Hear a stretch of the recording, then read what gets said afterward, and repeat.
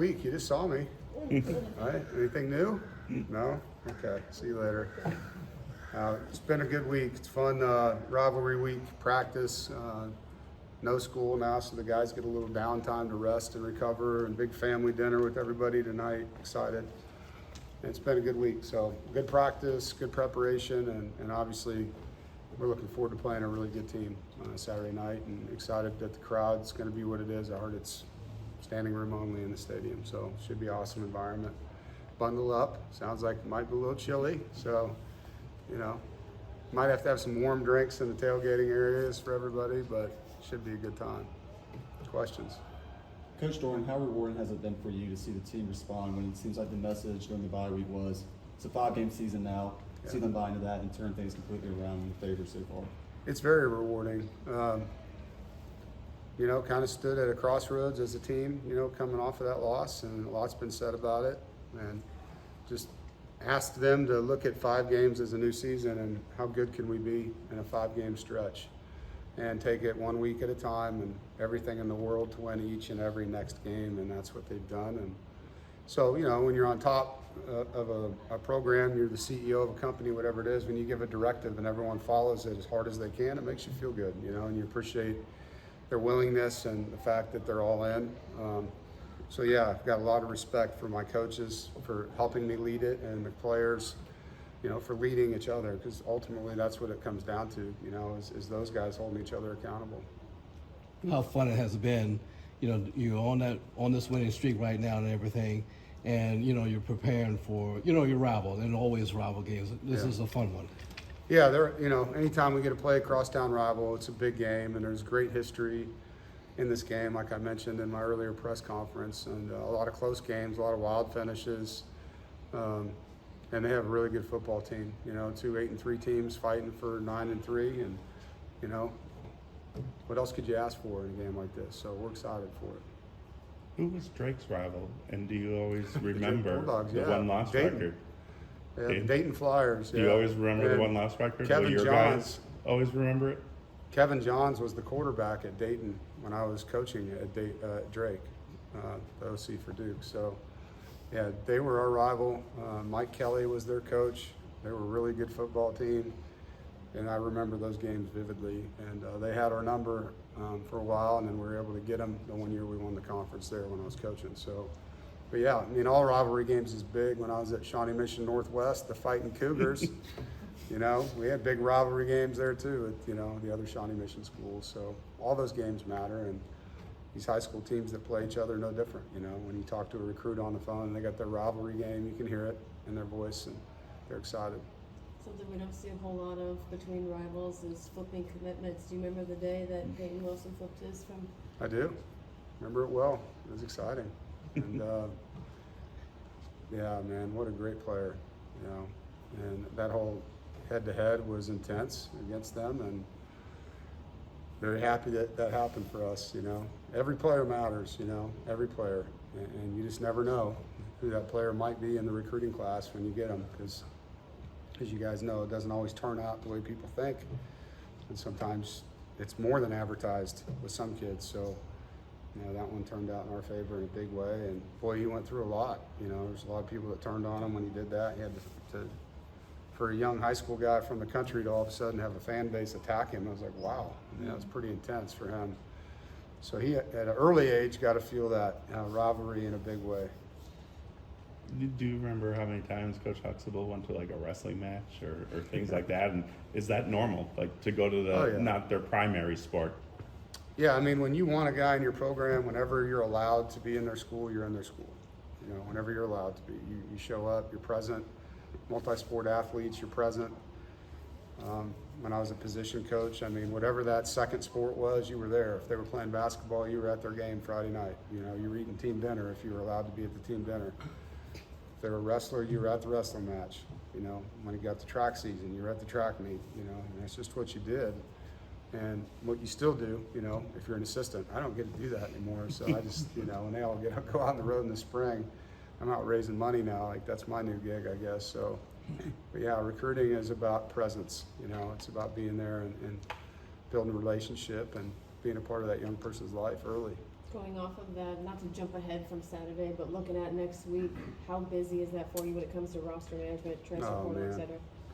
The whole country, is kind of like what's happening now, and you'll find out Sunday, I guess. So, yeah, it's a mess.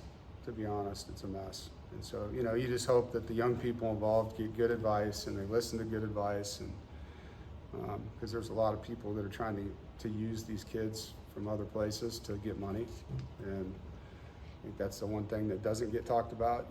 These so-called agents that promise kids deals at schools, they get a cut, and so they're trying to make money off of these guys, and whereas we're trying to keep them here and help them develop and get a degree and be a part of a program and a family.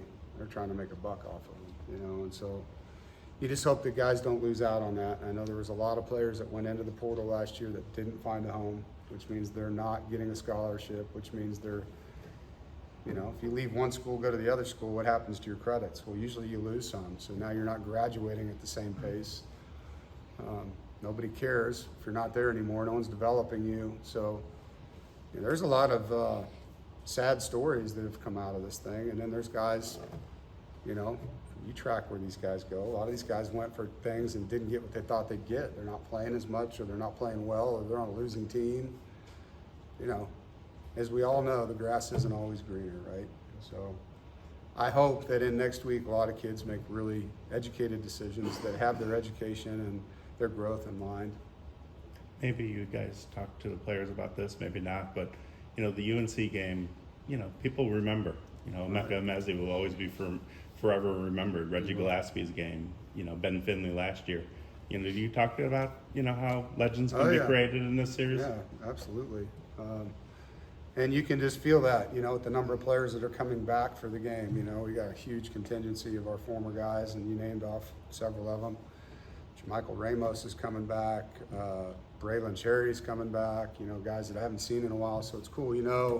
What it means. And I heard there was a podcast the other night with Naheem and Emeka talking about their big game. I didn't get to hear it, but that's pretty neat.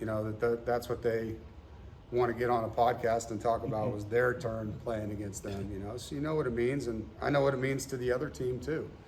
I've talked to a lot of their players that used to be in that on their team. Now that they're professionals or they're coaches or whatever, and you see them, and it's a great rivalry. It's a great rivalry. You talk every week about the challenges of your defense going against these different offenses in this conference and everything. Yeah. What about this challenge of this offense here? Super explosive, up-tempo, efficient. They've got a variety of skilled players that do different things, whether you're talking about number 9, number 6, tailback, number 5, tight ends. Quarterback obviously runs the whole show and is really, really good. It's an explosive offense with explosive players in it. And, Coach Lindsey, their offensive coordinator, is an experienced guy. He's been in a lot of big games. He's coached against a lot of good defenses. He'll have a good plan. So it's going to be fun. It's going to be a great game. Last year was quarterbacks. This year was running Chips backs. up next. Sorry, Dave. I was going to say, have you known Mac Brown through the years? Is a guy, in an age where it takes a lot of stamina to be a head coach, and to be doing what he's doing? It's impressive. When I was a younger coach at Kansas in the Big 12, coach was at Texas, as you guys know. And my recruiting area was the Metroplex. And so I would run into Coach and his assistants a lot, and I'd run into Coach Brown. And he was like a mentor to a lot of coaches in that league. Obviously, he's a Hall of Fame coach, and you guys know how he is. He's very personable. He would always ask how I was doing. We built Kansas into a Big 12 championship team. And my last year there, I had a linebacker that was the Defensive Player of the Year in the Big 12, Nick Reed.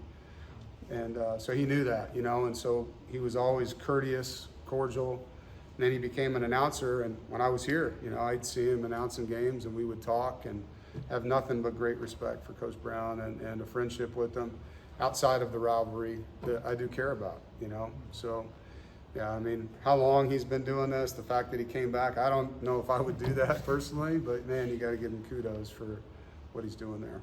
It's senior day on Saturday. What's it been like for you to watch Brennan Armstrong's journey in football, just playing against him in 2020? Yeah, it's inspiring. It's inspiring.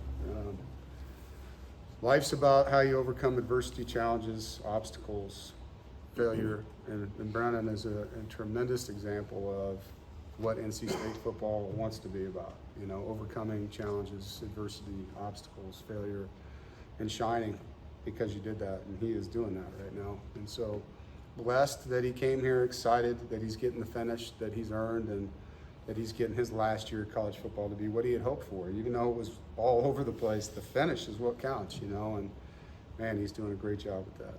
Trent Penix said yesterday, you know, that the word of the week is family. Family, yeah.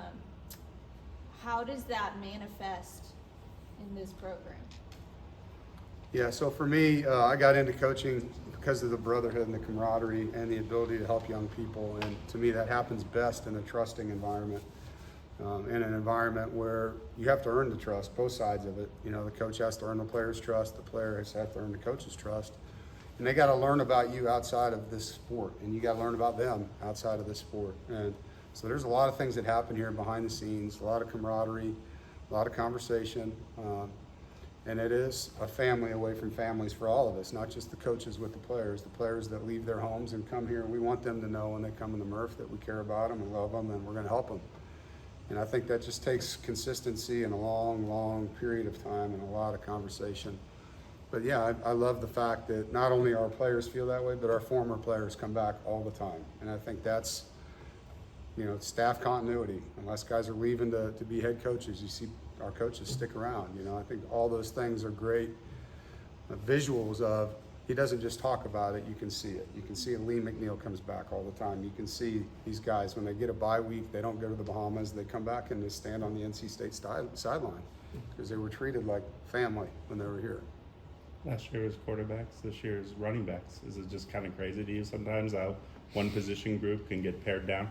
Well, safeties too, you know, we lost two guys there at the beginning of the Nickel year. last year. Yeah, so it's part of the sport, you know, as you guys know, it's a contact sport. Sometimes your injuries pile up in one room, and yeah, I'm proud of, always have been with what Coach Goebel gets out of his position group and gets a lot out of those guys. And then the way the other players have pitched in to fill it in, you know, Jordan Poole comes over there, KC jumps in the backfield every now and then. So there's a lot of guys running the ball for us and doing a good job. Coach Doeren, with 3 of the last 5 against North Carolina coming down to one possession games, and at this point in the season, is there anything you sort of have to go back and refocus on as far as blocking and tackling, maybe to make sure your team realizes this can make a difference in the game? Well, I don't think I have to make them realize that. They lived through those games.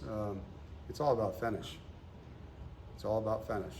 And so November is about finishing strong, and that's one thing that we've done really well. I think we're 12-4 in the month of November since 2020, if I'm not mistaken. And so this program knows how to finish season, you know, and we're going to continue to push that. It's a big word, not just in this sport, but in what we do. If we say we're going to do something, let's go do it. All right, you guys have a great Thanksgiving.